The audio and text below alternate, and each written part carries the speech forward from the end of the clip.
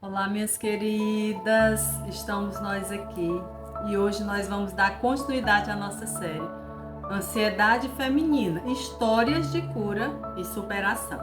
E hoje é o nosso primeiro episódio. Vocês viram aí a introdução, a gente falou um pouco sobre a ansiedade, os sintomas, de onde podem vir e também um processo de cura. E hoje, e tudo isso nós lembramos que nós trabalhamos na questão de ciência e fé, psicanalítica e Bíblia, ok? Sempre passa por esse processo. Nós queremos apresentar provas científicas, mas também mostrar que a Bíblia, ela sempre tem razão, ok? Então, hoje nós vamos estar falando primeiro episódio da série e nós vamos estar falando de uma mulher. Olha o tema: quando a pressa ocupa o lugar da paz. De quem será que nós vamos falar? Hein? De Marta, né? Exatamente. Marta, irmã de Maria. A ansiedade de Marta, quando a pressa ocupa o lugar da paz. O que a ansiedade por desempenho revela sobre a ferida da injustiça? Isso mesmo.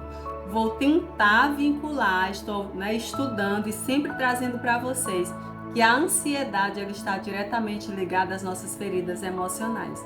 No caso aqui de Marta, a ansiedade dela era uma ansiedade de desempenho, porque revelava uma ferida da injustiça. E eu vou começar fazendo algumas perguntas para vocês. Você já se sentiu em algum momento que mesmo que você tivesse feito tudo certo, ninguém reconhece seu esforço? Já experimentou a angústia de se doar, de trabalhar, de dar o seu melhor, cuidar de todos e ainda assim ser esquecida? Quando foi a última vez que você descansou sem culpa? Já sentiu que, mesmo fazendo muita coisa, parece que outras pessoas recebem muito mais atenção e elogios do que você?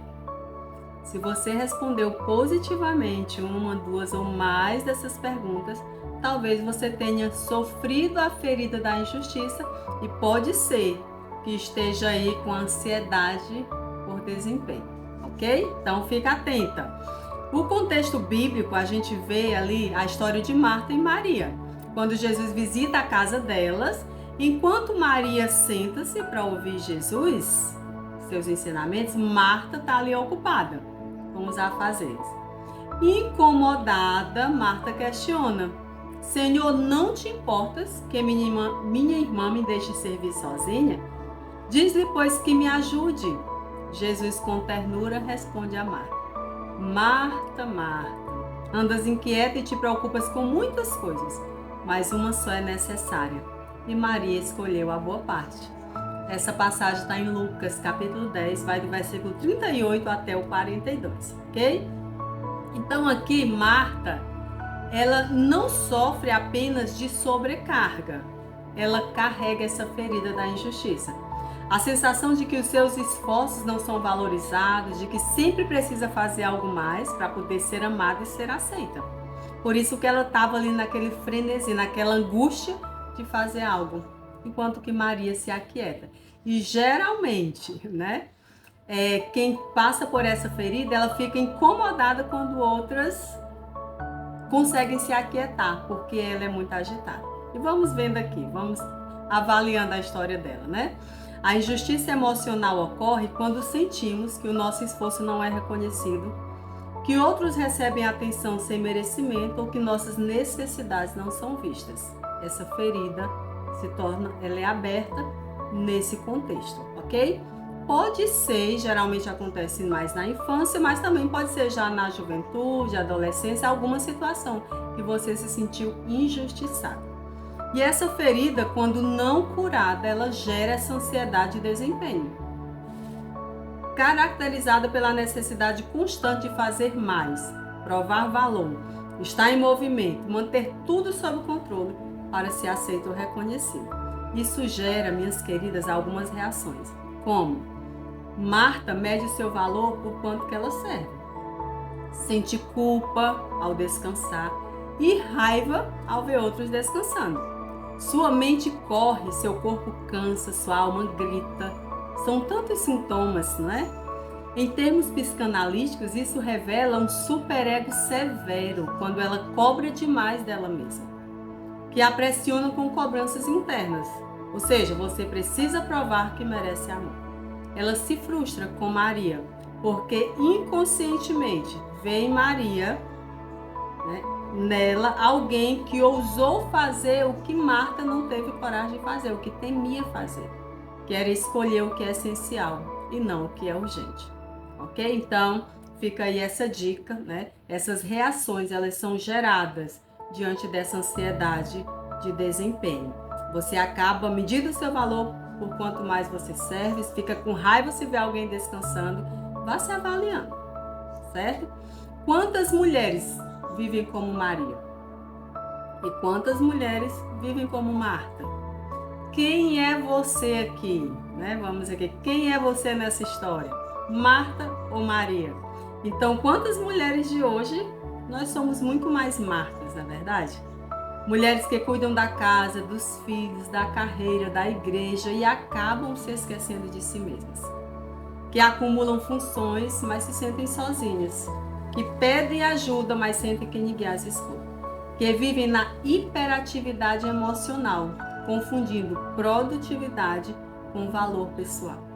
A mulher contemporânea muitas vezes luta com a mesma dor. Preciso dar conta de tudo para ser digna de amor. Então, e isso, minhas queridas, não é sadio, não é o que Deus planejou, certo? E claro, né, como toda enfermidade física e na alma também ela traz prejuízos, a ansiedade de desempenho ela traz prejuízo no nosso corpo, na nossa alma, no nosso espírito. A ansiedade Marta é essa ansiedade que está constantemente em alerta, tentando dar conta de tudo, agradar a todos, manter tudo sob o controle. Por fora ativa, por dentro exausta. Vamos destacar aqui alguns prejuízos psíquicos e espirituais que esse padrão de ansiedade traz. Me acompanha aí. Prejuízos psíquicos. Burnout emocional. Quem nunca ouviu falar, né? Ai, fulano tá com burnout. Fulano tá, né, em um estado gravíssimo que não consegue levantar da cama, não faz nada. É aquela sensação de esgotamento constante, mesmo após ter repousado. Culpa crônica ao descansar. São prejuízos. O inconsciente associa pausa à preguiça ou fracasso. Talvez você não consiga tirar um dia de folga com sua família porque você acha que isso é preguiça ou é fracasso. Você pode estar sofrendo de ansiedade e desempenho. Desconexão com a identidade. A mulher começa a se definir apenas pelo que ela faz, pelo que ela realiza. Tem uma incapacidade de delegar, medo de perder o controle, gerando isolamento e a sensação de peso solitário. E é culpa nossa quando isso acontece, porque nós não temos coragem de delegar por medo, porque nós queremos estar ali no controle, certo? Então, ressentimento crescente com os outros que descansam e às vezes consigo mesmo por não conseguir parar. Olha quantos prejuízos. Ansiedade generalizada, que se manifesta como irritabilidade, insônia, falta de foco, agitação mental e até alguns sintomas psicossomáticos, enxaquecas, gastrite, tensão muscular, queda de imunidade. Você já pensou quantos prejuízos emocionais a ansiedade pode nos causar, né? Nos trazer quando nós não tratamos da ferida, da questão na causa, né? Na raiz. Então, e quais são os prejuízos espirituais? Fadiga espiritual. A alma perde a capacidade de se conectar com Deus no silêncio, porque o ativismo virou idolatria. Se você parar meia hora para orar, para ler a Bíblia, para, né, meditar em um texto, talvez você pense que isso é preguiça. Mas não é, tá certo? Tenha cuidado com a sua vida espiritual. Outro prejuízo, a vida devocional superficial. A mulher faz muito para Deus, mas está longe da presença dele. Se torna religiosa. Não tem intimidade com o Pai. Culpa espiritual, por não dar conta de ser perfeita espiritualmente, o que gera legalismo emocional. Olha isso, prejuízos, né? Que gera na nossa espiritualidade. E lógico, uma troca de prioridade. o ministério vira um lugar de ansiedade e não de refúgio. Então, olha os prejuízos psíquicos, prejuízos espirituais, prejuízos automaticamente nos relacionamentos, porque se nós não estamos bem conosco, com nós mesmos, né? Não estamos bem com Deus, automaticamente não vamos estar bem com o próximo. Entende como é uma cadeia? Quando os relacionamentos estão sofrendo, muitas vezes não é nem a culpa do outro, mas é a nossa culpa, nós que não estamos bem, certo? Então, cuidado, se avalie. E esse vídeo, o intuito não é trazer culpa nem condenação, mas trazer para você um alerta, um despertar, né? Essa questão de deixa eu me avaliar aqui, ok? Esse é o intuito do vídeo. Traz também prejuízo nos relacionamentos, expectativa excessiva de reconhecimento. Aí o que acontece quando você não é reconhecido? Vem a frustração constante, você não se sente valorizado. Dificuldade de dizer não, é o medo da rejeição, o que leva à sobrecarga de tanta gente, a dificuldade de dizer não, não posso, não vou, não consigo. Existe também a desconexão emocional com os filhos, o cônjuge e com os amigos. Está sempre preocupada, né, com outras coisas, muito ocupada e acaba se tornando ausente emocionalmente. Às vezes até sai com a turma, com o grupo, mas não está lá de verdade. Entendeu? Então, essa ansiedade por desempenho causa todos esses prejuízos na nossa psique, no nosso espiritual e nos relacionamentos.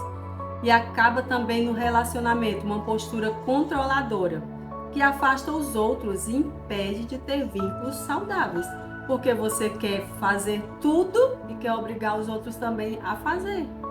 E as pessoas, assim como Maria, às vezes escolhem a melhor parte.